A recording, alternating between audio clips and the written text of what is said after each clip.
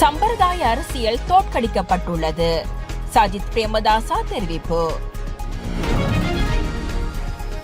தனது திருமண வாழ்க்கை முறிந்தது குறித்து இசைப்புயல் AR ரஹ்மான் கவலை. புதிய பாராளுமன்றத்தின் சபாநாயகராக அசோக ரன்வல. இசைப்புயல் AR ரஹ்மான் இசைக்குழுவைச் சேர்ந்த பிரபல பேஸ் கிட்டாரிஸ்ட் மோகினி தன்னுடைய கணவரை விவாகரத்து செய்வதாக அறிவிப்பு. மம்முட்டி மோகன்லால் இணைந்து நடிக்கும் புதிய படத்தின் படப்பிடிப்பு இலங்கையில் ஆரம்பம். பிரான்ஸ் தூதரகத்தின் விசேட பிரதிநிதிகள் குழு பொலிஸ்மா அதிபரை சந்திப்பு.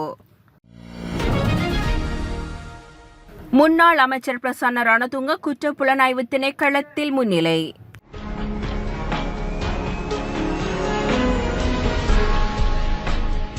பத்தாவது பாராளுமன்றத்தின் புதிய சபாநாயகராக நியமிக்கப்பட்ட கலாநிதி அசோக சப்புமால் ரன்வலவுக்கு எதிர்க்கட்சித் தலைவர் சஜித் பிரேமதாசா வாழ்த்துக்களை தெரிவித்துள்ளார்.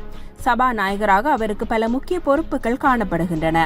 சகல பாராளுமன்ற உறுப்பினர்களின் ஜனநாயக உரிமைகளை பாதுகாக்கவும் 225 உறுப்பினர்களுக்கும் பொதுமக்கள் சேவைக்காக அவர்கள் ஆற்ற வேண்டிய சேவைகளில் தங்கள் பங்கை சரியாக செய்வதற்கும் புதிய சபாநாயகர் பக்கச்சார்பற்றவராகவும் வெளிப்படைத்தன்மையுடனும் கருமமாற்ற வேண்டும் எனவும் எதிர்க்கட்சித் தலைவர் சஜித் பிரேமதாசா தெரிவித்துள்ளார்.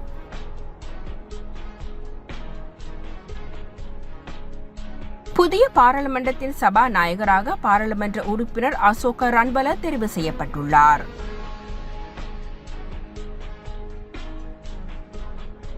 மின்னணு திரை பாவனையினால் சிறுவர்கள் மத்தியில் பார்வை குறைபாடுகள் அதிகரித்து வருவதாக கொழும்பு ரிச்வே சிறுவர் வைத்தியசாலையின் குழந்தைகளுக்கான கண் வைத்திய நிபுணர் மருத்துவர் அனுஷா தென்னகும்பர தெரிவித்துள்ளார்.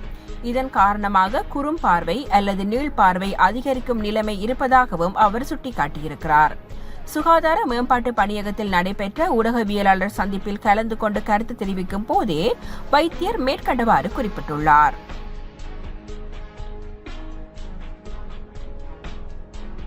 பெண் ஒருவரின் கருப்பையில் இருந்து 10 கிலோ எடையுள்ள கட்டியை ஹம்பாந்தோட்டை வைத்தியசாலை வைத்தியர்கள் வெற்றிகரமாக அகற்றியுள்ளனர். மகப்பேற்று வைத்திய நிபுணர் சமந்த சமரவிக்ரம உள்ளிட்ட வைத்தியர்கள் குழு இந்த சாதனையை நிகழ்த்தியுள்ளது. சத்திர சிகிச்சைக்குள்ளான 40 வயதுடைய பெண் நலமுடன் இருப்பதாக மருத்துவமனை நிர்வாகம் தெரிவித்துள்ளது.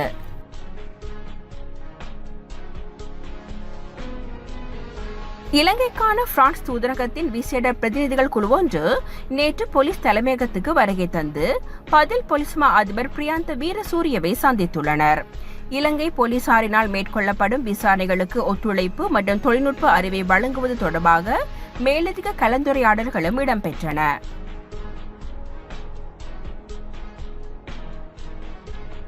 ஐக்கிய மக்கள் சக்தி தலைமையகத்தில் நேற்று ஊடகவியலாளர்கள் எழுப்பிய கேள்விகளுக்கு பதிலளிக்கும் போது எதிர்க்கட்சித் தலைவர் சஜித் பிரேமதாசா இவ்வாறு தெரிவித்தார். மத்திய கொழும்பு போலவே யாழ்ப்பாணம், கிளிநொச்சி மாவட்டங்களில் சம்பிரதாய அரசியல் தோற்கடிக்கப்பட்டுள்ளது. இதிலிருந்து பாடம் கற்றுக்கொண்டு முன்னோக்கி பயணிப்போம். ஒரு வேலை திட்டமாகவும் குழுவாகவும் பெரும்பான்மையினரின் மனதை கவர முடியவில்லை. குறைபாடுகள், தவறுகள் தவிர்க்கப்படும். கட்சியின் 2ஆம் மட்ட தலைவர்களை உருவாக்குவது மக்களின் விருப்பமாக காணப்படுகிறது. எனவே மக்களின் விருப்பத்திற்கு முன்னுரிமை அளிக்கப்படும் என சஜித் பிரேமதாசா தெரிவித்துள்ளார். தொடர்ந்தும் அவர் உரையாற்றுகையில் ප්‍රගතිශීලී ආකාරයට රටේ ප්‍රශ්න ගැටලු විසඳන ආකාරය විශේෂයෙන්ම රජයේ ජනවරම ක්‍රියාත්මක කිරීමේදී ඒ ජනවරම ක්‍රියාත්මක කරන්නට ජනතාවගේ පැත්තෙන් සුබවාදී සහ සහනදායි යෝජනා ක්‍රියාත්මක කිරීමට සහයෝගය ලබා දෙන එකට ඒ වගේම අනෙක් පැත්තෙන් යම්කිසි අඩුපාඩුකමක් ඌනතාවයක්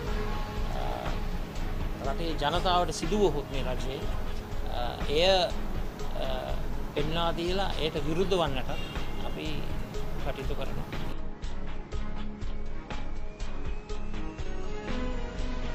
முன்னாள் அமைச்சர் பிரசன்ன ரணதுங்க குற்ற புலனாய்வு திணைக்களத்தில் முன்னிலையாகியுள்ளார். தரமற்ற நோய் எதிர்ப்பு மருந்துகளை கொள்வனவு செய்வது தொடர்பில் முன்னாள் சுகாதார அமைச்சர் கேலிய ரம்புக்வெலவினால் தாக்கல் செய்யப்பட்ட அமைச்சரவை பத்திரத்தின் அங்கீகாரம் தொடர்பில் வாக்குமூலம் பெற்றுக்கொள்வதற்காகவே அவர் குற்றப்புலனாய்வு திணைக்களத்திற்கு அழைக்கப்பட்டுள்ளார். மேலும் முன்னாள் அமைச்சர்களான ரமேஷ் பத்திரன, ரோஷான் ரணசிங்க மற்றும் ஹரின் பெர்னாண்டோ ஆகியோர் இன்று குற்றப்புலனாய்வு திணைக்களத்திற்கு அழைக்கப்பட்டுள்ளனர்.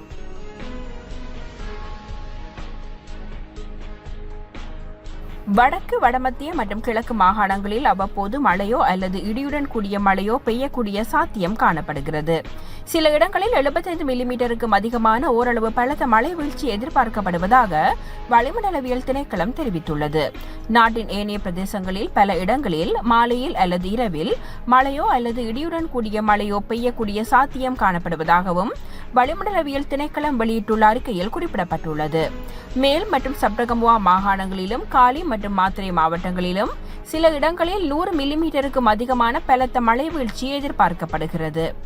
மேல் சப்ரகமுவா, மத்திய உவா மற்றும் தென் மாகாணங்களில் சில இடங்களில் காலை வேளையில் பனிமூட்டமான நிலை காணப்படும் என எதிர்பார்க்கப்படுகிறது.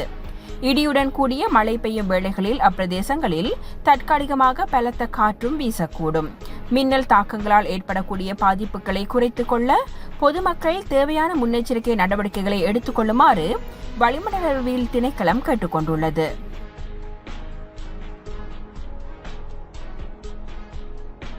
ஏஆர் ரஹ்மானின் இசைக்குழுவை சேர்ந்த பிரபல பேஸ் கிட்டாரிஸ்ட் மோகினி தே தனது கணவர் மார்க் ஹர்ட்சை பிரிவதாக அறிவித்துள்ளார்.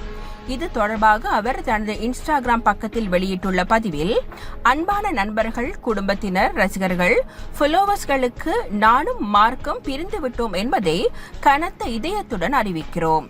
இது நாங்கள் இருவரும் சேர்ந்து எடுத்த பரஸ்பர முடிவு. நாங்கள் சிறந்த நண்பர்களாக இருப்போம். இருவருக்கும் வாழ்க்கையில் வெவ்வேறு பாதைகள் இருக்கும். பரஸ்பர ஒப்புதலுடன் பிரிந்து செல்வதே சிறந்த வழி என முடிவு செய்துள்ளோம். கொல்கத்தாவை சேர்ந்த மோகினி தே அடிப்படையில் ஒரு பேஸ் கிட்டாரிஸ்ட். உலக அளவில் நடைபெற்ற 40க்கும் அதிகமான இசை நிகழ்ச்சிகளில் பேஸ் கிட்டாரிஸ்டாக ஏஆர் ரஹ்மானுடன் பணியாற்றியுள்ளார். இதன் மூலம் அவருக்கு உலக அளவில் அங்கீகாரமும் கிடைத்தது. 2023 தனி ஆல்பத்தை அவர் வெளியிட்டார். இசையமைப்பாளர், பாடகர் என பல்வேறு முகங்களை கொண்டவர் மோகினி என்பது குறிப்பிடத்தக்கது.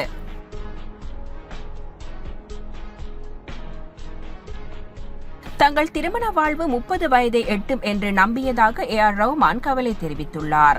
மனைவி சாய்ரா பானு விவாகரத்து அறிவிப்பை தொடர்ந்து ஏஆர் ரஹ்மான் எக்ஸ் தள பக்கத்தில் தனது விளக்கத்தை பதிவு செய்துள்ளார். அதில் தங்கள் திருமண வாழ்வு 30 வயதை எட்டும் என்று நம்பியதாகவும், ஆனால் எல்லாமே கண்ணுக்கு தெரியாத முடிவாக தெரிவதாகவும் அவர் தெரிவித்துள்ளார். கடவுளின் சிம்மாசனம் கூட உடைந்த இதயங்களின் கனத்தால் நடுங்கக்கூடும் என குறிப்பிட்டுள்ள ஏஆர் ரஹ்மான், இதய சிதைவுகள் மீண்டும் தங்கள் இடத்தை கண்டுபிடிக்கவில்லை என்றாலும் அர்த்தத்தை தேடுவதாக தெரிவித்துள்ளார். இந்த பலவீனமான அத்தியாயத்தை நாங்கள் கடந்து செல்லும் போது தனி உரிமைக்கு மதிப்பளித்ததற்காக தங்கள் நண்பர்களுக்கு நன்றி என்றும் ஏஆர் ரஹ்மான் பதிவிட்டுள்ளார். முன்னதாக ஏஆர் ரஹ்மானை விட்டு பிரிவதாக மனைவி சாய்ரா பானு அறிவித்தார். திருமணமாகி 29 ஆண்டுகள் கடந்த நிலையில் கணவர் ஏஆர் ரஹ்மானை விட்டு பிரிவதாக மனைவி சாய்ரா தெரிவித்துள்ளார். மேலும் திருமணமாகி பல வருடங்களுக்கு பிறகு கணவர் ஏஆர் ரஹ்மானை விட்டு பிரிவதற்கான கடினமான முடிவை எடுத்துள்ளேன். உறவில் ஏற்பட்ட உணர்ச்சி பூர்வ முறிவுகளுக்கு பின் எடுக்கப்பட்ட முடிவு இது என்றும் அவர் கூறியிருக்கிறார்.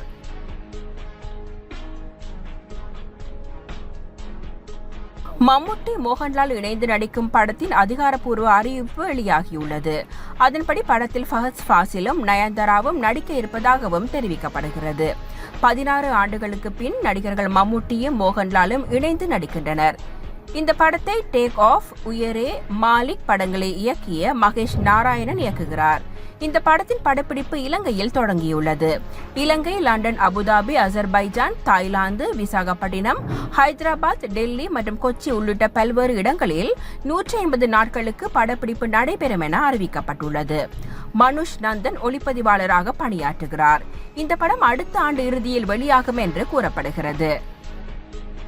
இது போன்று பல செய்திகளை தெரிந்து கொள்ள நமது வைப்ஸ் டிவி யூடியூப் தளத்தை சப்ஸ்கிரைப் செய்து அருகிலுள்ள பெல் பட்டனை கிளிக் செய்யுங்கள்.